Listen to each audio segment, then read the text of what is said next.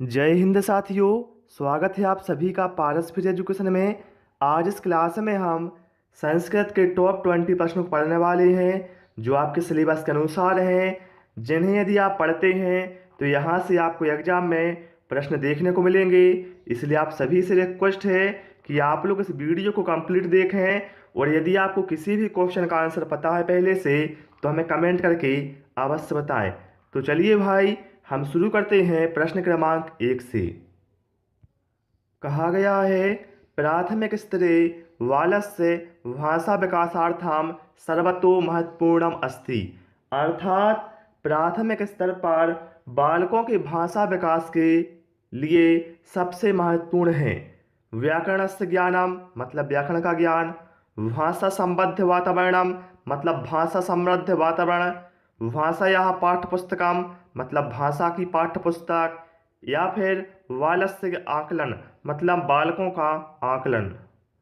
तो ध्यान रखना, जब भी प्राथमिक स्तर पर भाषा विकास की बात की जाती है तो वहाँ पर सबसे महत्वपूर्ण होता है भाषा समृद्ध परिवेश। तो यहाँ पर ऑप्शन बी में कहा गया है भाषा समृद्धम वातावरणम। ये बिल्कुल यहाँ पर हमारा करेक्ट आंसर हो जाएगा।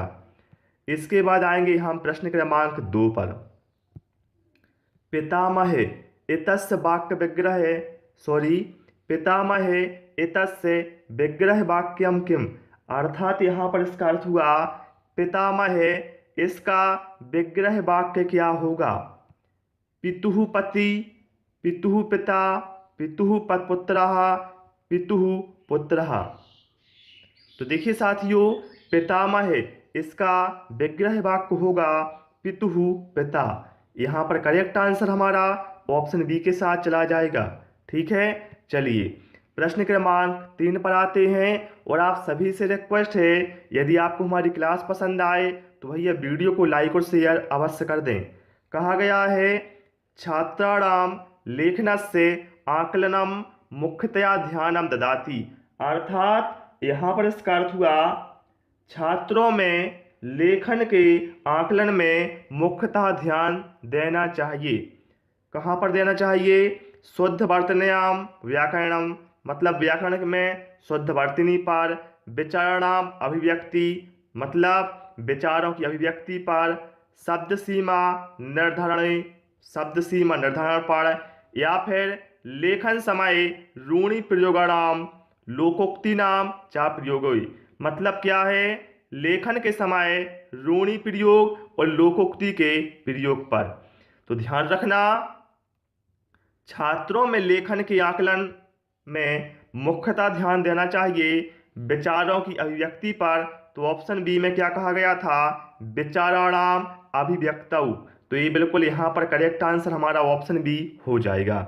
इसके बाद आएंगे हम प्रश्न क्रमांक 4 पर। कहा है वयम शब्दस्य मूल रूपम किम।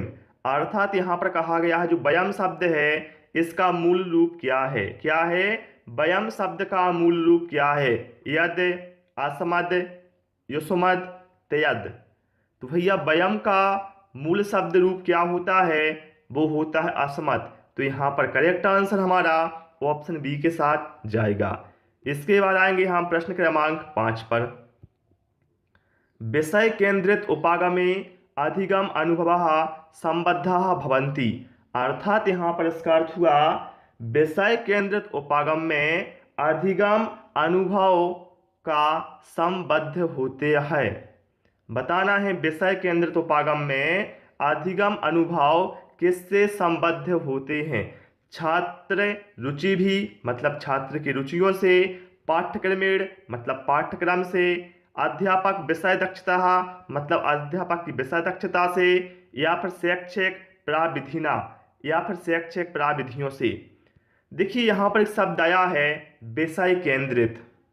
तो ध्यान रखना, विषय केंद्रित उपागम में जो अधिगम अनुभव होते हैं वह पाठ्यक्रमेण, मतलब पाठ्यक्रम से संबद्ध होते हैं। यहाँ पर करेक्ट आंसर हमारा ऑप्शन बी के साथ जाएगा। ठीक है, चलिए प्रश्न क्रमांक 6।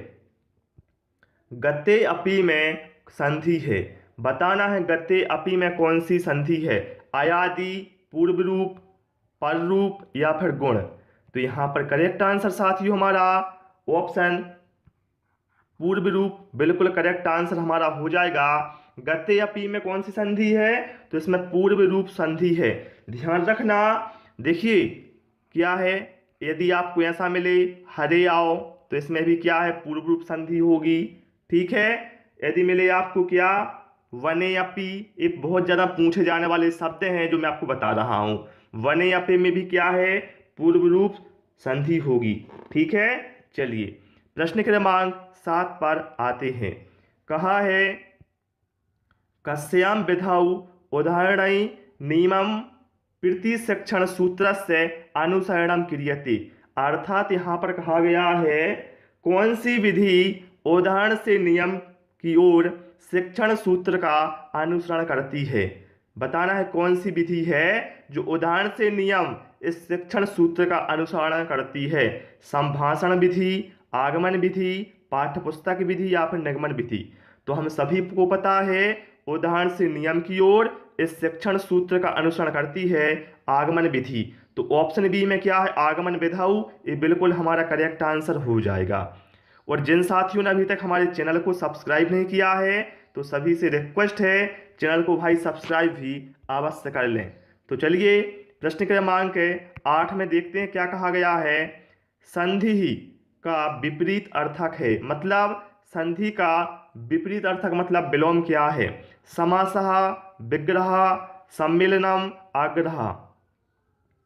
तो साथियों ध्यान रखना, संधि का जो विपरीत अर्थक होता है वो होता है विग्रह। तो यहाँ पर करेक्ट आंसर हमारा ऑप्शन बी के साथ जाएगा। इसके बाद आएंगे साथियों हम प्रश्न क्रमांक 9 पर।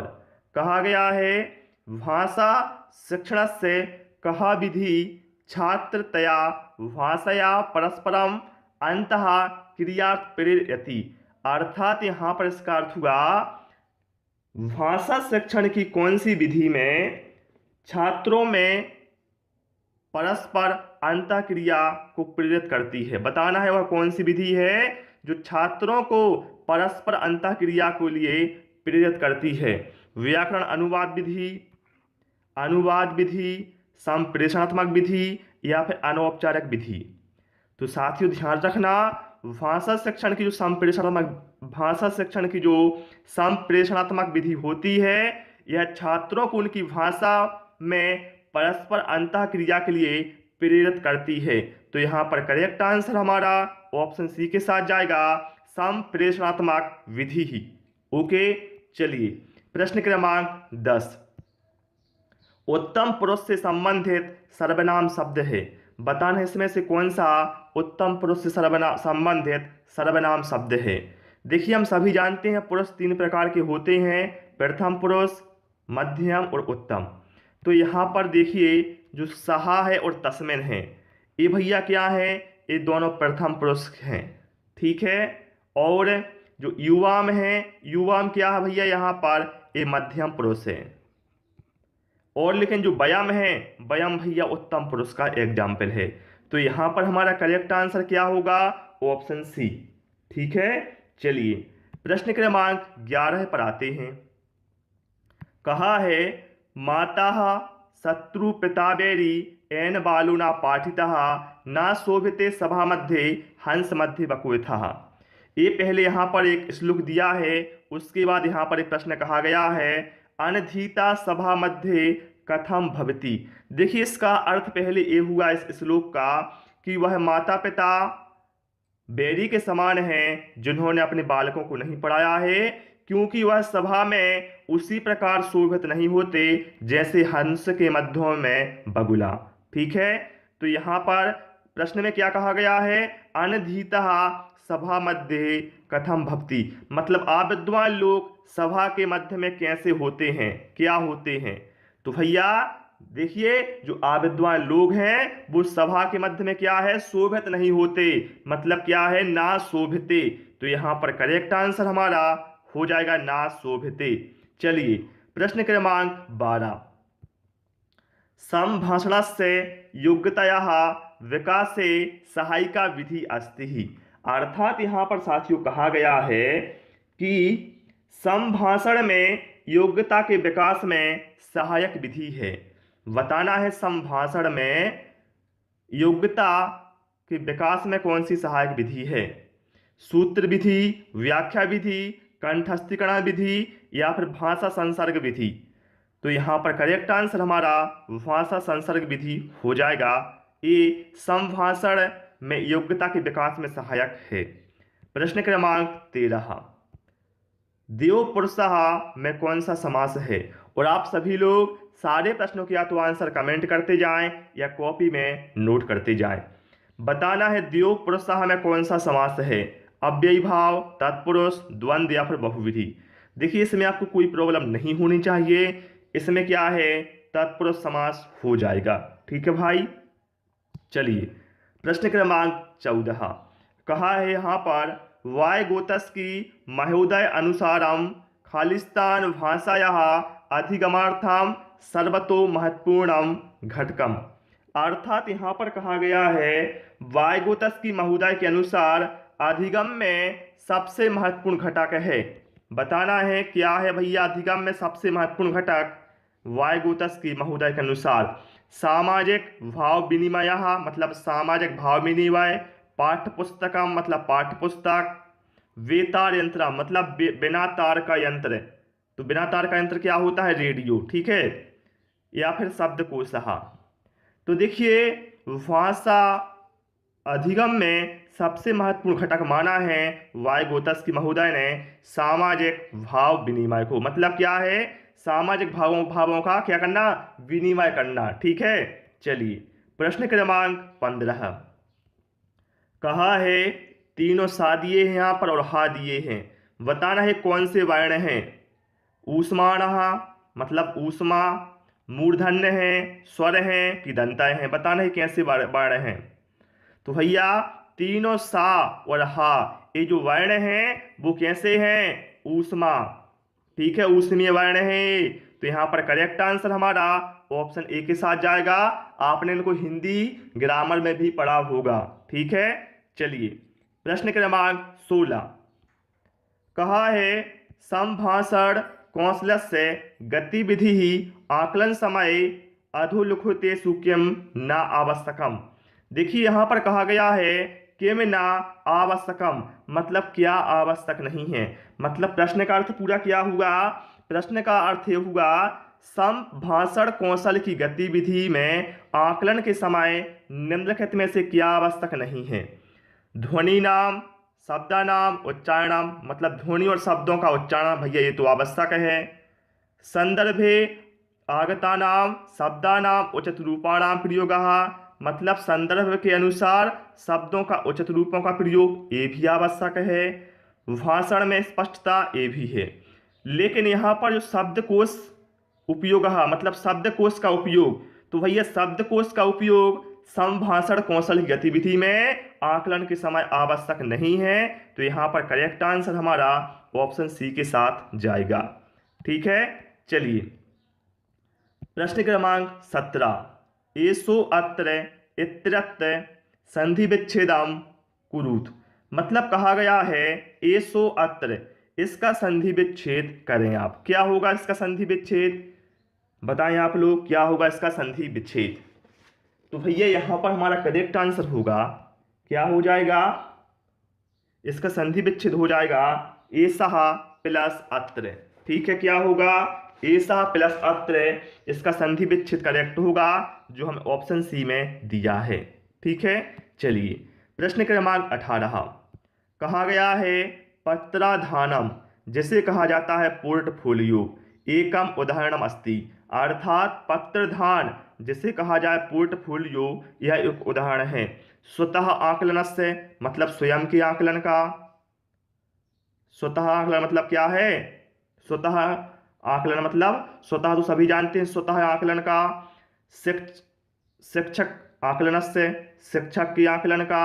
उभयम स्वतः आकलन से और शिक्षका आकलन से मतलब क्या है? यहाँ पर ये कहा गया है दोनों का, स्वतः आकलन का और शिक्षक के आकलन का। तो ये बिल्कुल करेक्ट आंसर हमारा हो जाएगा। जो पोर्टफोलियो है यह है स्वतः आकलन का और शिक्षक के आकलन का दोनों का उदाहरण है। क्योंकि इससे शिक्षक को भी पता चलता है कि उसने जो पढ़ाया है उसका प्रभाव उस पर क्या पड़ा है। ठीक है। चलिए और बाकी ये राज्य बोर्ड आकलन शिक्षक एक गलत हो जाएंगे। ऑप्शन सी बिल्कुल करेक्ट हमारा होगा यहाँ पर। प्रश्न क्रमांक 19 कहा है एवं इति कीदृशम पदम। कहा गया है जो एवं शब्द है, एवं एक कैसा पद है, नपुंसक है, अव्यय है, पुल्लिंग या फिर स्त्रीलिंग है। तो भैया एवं क्या है, एवं एक अव्यय है। क्या है, अव्यय। तो यहाँ पर अव्ययम, ये बिल्कुल यहाँ पर करेक्ट आंसर हमारा ऑप्शन बी के साथ जाएगा। ठीक है, चलिए प्रश्न क्रमांक 20 कहा है यहाँ पर संरचनात्मक उपागमे क्रियते, अर्थात यहाँ पर इसका अर्थ हुआ संरचनात्मक उपागम करता है। क्या करता है, वाक्यानाम संक्षिप्तीकरण, मतलब वाक्यों का संक्षिप्तीकरण, वाक्यानाम संरचना, वाक्यों की संरचना, वाक्यानाम अनुवादः, मतलब वाक्यों का अनुवाद, सूत्राणाम व्याख्या या फिर सूत्रों की व्याख्या। तो ध्यान रखना संरचनात्मक उपागम क्या करता है, यह वाक्यों की संरचना करता है। यहां पर करेक्ट आंसर हमारा ऑप्शन बी के साथ जाएगा। ठीक है साथियों, तो प्यारे साथियों, उस क्लास में केवल हमने 20 क्वेश्चन इंक्लूड किए थे, जो कि मैंने आपको आसान भाषा में व्याख्या से समझा दिए हैं। आपको क्लास कैसी लगी और आपने 20 में से कितना स्कोर किया है, वो हमें कमेंट करके अवश्य बताएं। क्लास पसंद आए हो साथियों, सभी से रिक्वेस्ट है कि आप लोग इस वीडियो को लाइक करें, दोस्तों के साथ शेयर करें और नए नए वीडियो पाने के लिए चैनल को सब्सक्राइब करें। Thanks for watching this video.